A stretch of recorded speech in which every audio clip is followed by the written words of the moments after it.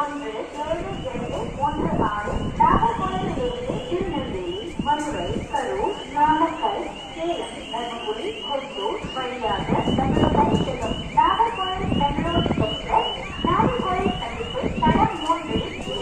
19 மணி 15 நிமிடங்களுக்கு புறப்படும். गाड़ी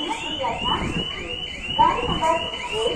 172 नागरकोइल से திருநெல்வேலி, மதுரை, கரூர், நாமக்கல், சேலம், தர்மபுரி, கொத்தூர் होकर बेंगलुरु तक जाने वाली नागरकोइल